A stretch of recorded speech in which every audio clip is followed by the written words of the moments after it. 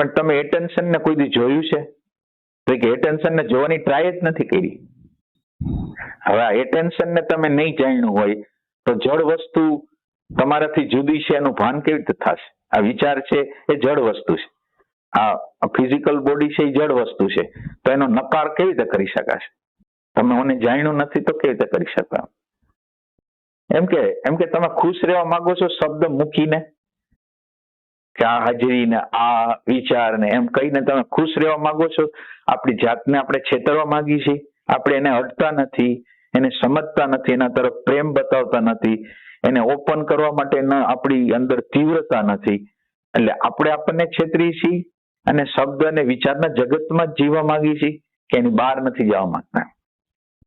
Attention તમે હો તો તમે ભાન છો, તમે હોવાપણું છો, અને હોવાપણા ઉપર વિચાર અથવા આ બોડી દેખાય છે, તો તમે ક્યારેય એવું અનુભવો છો કે હું આ બોડી નથી, હવે હું વિચાર નથી, એવું કઈ અનુભવો છો તમે? તો એવું કઈ અનુભવતા નથી. અને એ પાછું તમે એ અનુભવતા હો વિચારથી તોય એ ના હાલે. પાછું દર્શનની ભૂમિકાથી જોવાનું છે. આમ તમે આખો દિવસને માટે કેન્દ્ર બનાવવા માટે કેટલો પ્રયાસ કરો છો? તમારું હોવાપણું સ્થાપવા માટે કેટલો પ્રયાસ કરો? સાચું બોલજો. આ કામ લાગશે ન્યા, આ વસ્તુ છે એ ન્યા કામ લાગવાની. તમે આખો દિવસ પ્રેક્ટિસ આની કરો છો તો એ કામમાં લાગશે. તમે પ્રેક્ટિસ કરો છો કેટલી? ના, એટલે એની અંદર ઈમાનદારી એવી રાખવાની છે કે તમે જયારે કહો છો કે હું સાધના કરું છું ત્યારે એ તો 1 સેકન્ડ 2 સેકન્ડમાં ભાગી જાય છે. તમને ખબર પડે છે કે 2 સેકન્ડ પછી ભાગી ગયું, 3 સેકન્ડ પછી ભાગી ગયું, 4 સેકન્ડ પછી ભાગી ગયું? તમને કઈ ખ્યાલ આવે છે?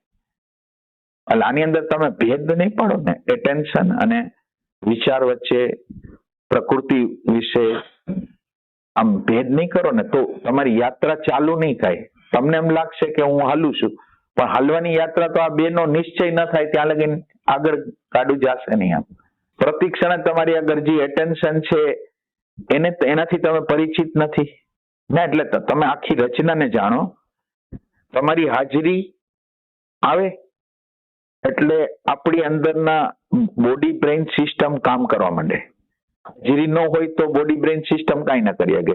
એટલે હાજરી થઈ એટલે કંઈક ખબર પડી, અને કાંઈક ખબર પડી એના અનુસંધાનમાં આપણી અંદર બોડી બ્રેઇન સિસ્ટમ છે એ એક્ટિવ થઈ જાય. દાખલા તરીકે આપણને ભૂખ લાગી છે, એવું સેન્સેશન થાય, તો એ સેન્સેશનનું ભાન થાય છે. એક સેન્સેશન છે અને એક એનું ભાન કરે છે. એટેન્શન એનું ભાન કરે છે કે અત્યારે ભૂખ લાગી છે, અત્યારે તરસ લાગી છે, તો એક સેન્સેશન છે. કોક આપણું અપમાન કર્યું તો આપણને દુઃખ લાગ્યું, તો આ દુઃખ લાગ્યું એ આપણા વિચારમાં છે, અને એ વિચારની એ વિચારથી અલગ થઈને આપણે જોઈ શકીએ કે ના જોઈ શકીએ. એટલે દરેક વખતે ભાન નામનું તત્વ હોય છે, અને એ ભાન નામનું તત્વ 1 સેકન્ડ 2 સેકન્ડ આવીને પછી બધી ક્રિયાઓ થવા માંડે કે આમ કરવાનું છે, આમ કરવાનું છે, એમ બધું થયા રાખે. પણ 1 સેકન્ડ માટે ભાન કંઈક બોલવું જોઈએ, ભાન ઈશારો કરવું જોઈએ, એટલે યંત્ર એની પાછળ હાલે. આપણે આ બે વચ્ચેનો ભેદ નથી કરતો.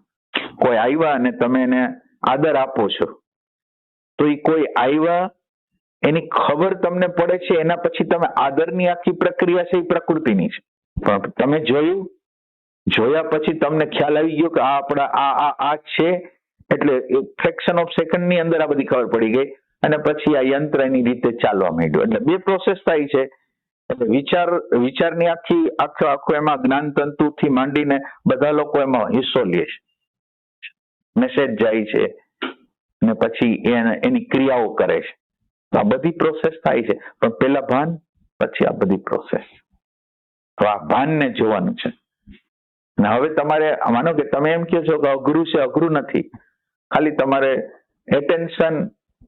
એટેન્શનને રાખવા પ્રયત્ન કરો, એટેન્શનને જોવાનો પ્રયત્ન કરો. એટેન્શન ભાગશે એટલે તમને ખ્યાલ આવશે, તમારી પ્રેઝન્સ થશે. તો એટેન્શન ભાગશે તો તમને ખ્યાલ આવશે, તો તમે એટેન્શનને જોઈ શકશો. અત્યારે તમારું એટેન્શન ઉપર ધ્યાન નથી, તમારું વિચાર ઉપર ધ્યાન છે, બીજા ઉપર છે. હવે તમારે ધ્યાન રાખવાનું છે એટેન્શન ઉપર. એટેન્શન ક્યાં જાય છે, ક્યાં આવે છે, ક્યાં જાય? જ્ઞાન માર્ગ ચાલુ જ થાય છે આ 2 વસ્તુથી, પ્રકૃતિ અને પુરુષ. એટેન્શન કયો એના દ્વારા શરૂ થાય સ્ટાર્ટિંગ, કે આ 2 ખરેખર અલગ છે. પ્રકૃતિનો એક વિભાગ અલગ છે, પુરુષનો એક વિભાગ અલગ છે, પુરુષનો હાયર છે, ઓલો લોઅર છે, એની સમજ અન્ડરસ્ટેન્ડિંગ છે.